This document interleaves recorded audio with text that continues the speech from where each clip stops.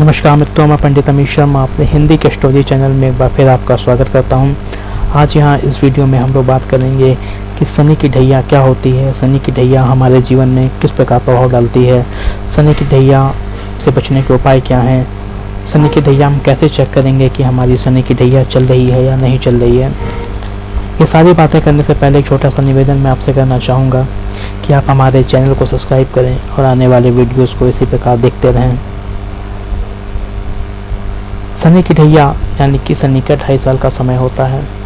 शनि की ढैया हमारी चल रही है या नहीं चल रही है, ये चेक किया जाता है हमारी चंद्र लग्न से। सबसे पहले तो आपको ये मालूम होना चाहिए कि आपकी चंद्र राशि क्या है, चंद्र लग्न क्या है। यदि आपको अपनी चंद्र राशि पता है तो बहुत अच्छी बात है, और नहीं पता है तो फिर आपको अपनी कुंडली खोलनी चाहिए और उसमें देखना चाहिए कि चंद्र राशि कौन सी है।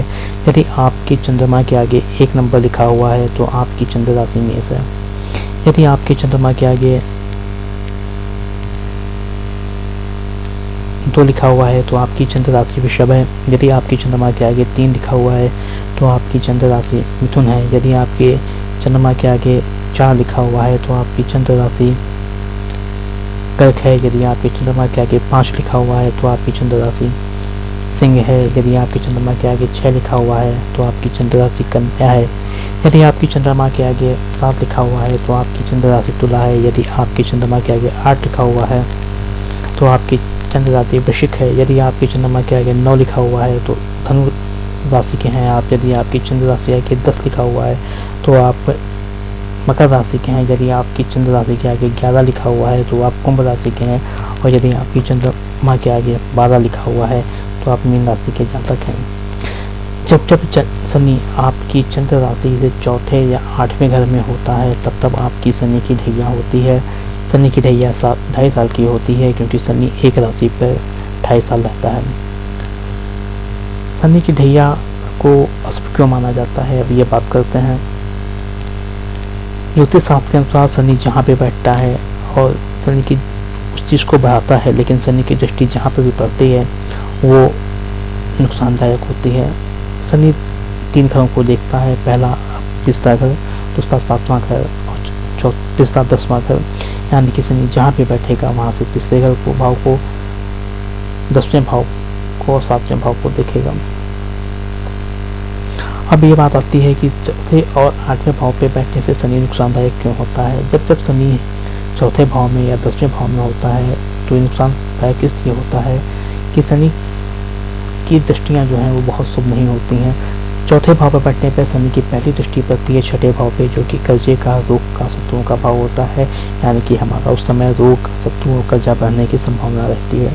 शनि की दूसरी दृष्टि जो पड़ती है 7वीं दृष्टि को पड़ती है हमारे कैरियर के भाव पर, यानी कि हमारा कैरियर भी इम्पैक्ट होता है, हमें कैरियर में समस्याओं का सामना करना पड़ता है।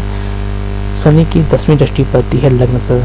लग्न पर दृष्टि पड़ने से हम अपनी क्षमताओं के अनुसार काम नहीं कर पाते हैं, हमें अपनी हेल्थ से संबंधित परेशानियों का भी सामना करना पड़ता है, हमें कॉन्फिडेंस की कमी आ जाती है। ऐसी चीज़ें शनि के 10वां भाव, शनि की लग्न पर दृष्टि होने से होता है।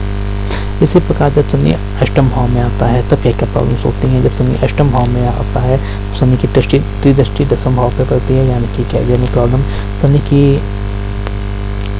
7वीं दृष्टि हमारे दूसरे भाव में पड़ती है, जो कि फाइनेंस का भाव होता है, जो कि फैमिली का भाव होता है, यानी कि हमारी फैमिली और फाइनेंस में प्रॉब्लम्स होती हैं। उसके अलावा शनि की 10वीं दृष्टि जो पड़ती है वो चौथे भाव में पड़ती है। चौथे भाव में दृष्टि पड़ने से मानसिक तनाव और प्रॉपर्टी संबंधित परेशानियों का सामना करना पड़ता है।